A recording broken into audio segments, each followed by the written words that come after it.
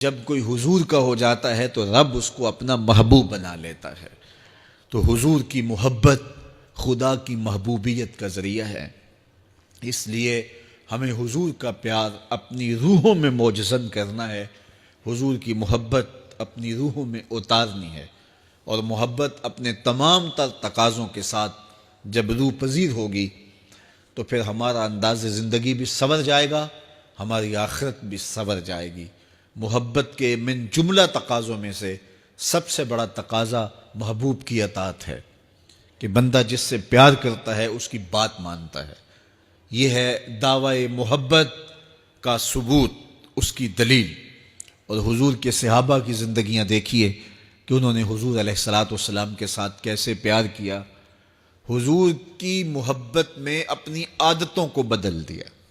حالانکہ عادتیں نہیں بدلی جاتی، دو سکے بھائی ہوں، رشتہ کتنا گوڑا ہے، اور ایک گھر میں پرورش پائی ہے، ایک گود میں پلے ہیں، ایک باپ کے گہوارہ تربیت میں رہے ہیں، لیکن طبائع میں اختلاف یہ ایک فطری بات ہوتی ہے۔ ہمارے پاس لوگ آتے ہیں، دو سکے بھائی ہوتے ہیں، ایک کی طبیعت ادھر کو جا رہی ہوتی ہے، دوسرے کا مزاج ادھر کو جا رہا ہوتا ہے، ایک سخت نرم مزاج ہوتا ہے اور دوسرے کی آنکھوں سے انگارے پھوٹ رہے ہوتے ہیں، ایک معاف کر دینے والا ہوتا ہے، ایک سخت غصیلا ہوتا ہے، ایک کی طبیعت کے اندر تلخی کی چنگاریاں ہوتی ہیں اور ایک کی طبیعت کے اندر نرمی کے پھول ہوتے ہیں۔ آپ نے بھی دیکھا ہوگا، تو یہ ایسا ہوتا ہے۔ اب اسی طرح کھانے پینے کی چیزوں میں طبائع کا اختلاف یہ فطری بات ہے، ایک کو ایک چیز پسند ہوتی ہے، دوسرے کو وہ چیز پسند نہیں ہوتی ہے۔ بعض اوقات ماں کو مسئلہ ہوتا ہے کہ یہ چیز اگر میں تیار کرتی ہوں تو میرا دوسرا بیٹا نہیں کھاتا، تو اس کے لیے بعض سے الگ سے کوئی چیز تیار کرنی پڑتی ہے کہ اس کی ڈیمانڈ یہ ہے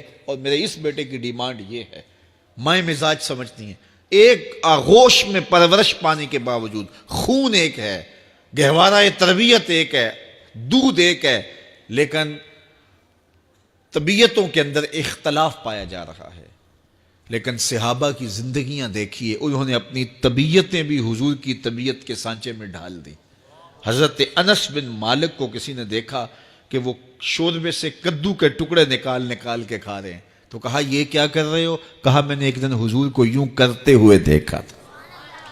تو طبائع کا اختلاف یہ ایک فطری اختلاف ہوتا ہے، لیکن صحابہ نے اس کو بھی چھوڑا اور حضور کی محبت کے سانچے میں ڈال دیا۔ پھر اس چیز کا انتظار نہیں کیا کہ حضور کا فرمان کیا ہے، حضور کی چاہت پہ اپنے مزاج کو بدلا۔ اللہ اکبر۔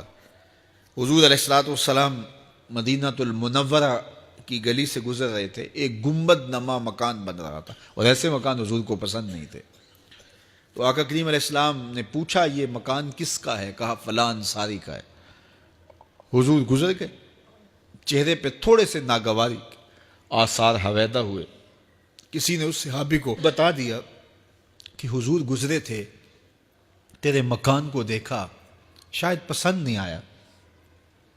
2-4 دن کے بعد حضور دوبارہ گزرے، دیکھا کہ وہاں ملبے کا ڈھیر پڑا ہوا تھا۔ فرمایا صحابی کو بلایا گیا، کہا میں پرسوں ترسوں گزرا تھا، تیرا مکان دیکھا تھا، یہ کیا ہوا؟ عرض کی میں نے گرا دیا ہے۔ فرمایا کیوں؟ عرض کی سنا تھا آپ کو پسند نہیں، سنا تھا آپ کو پسند نہیں۔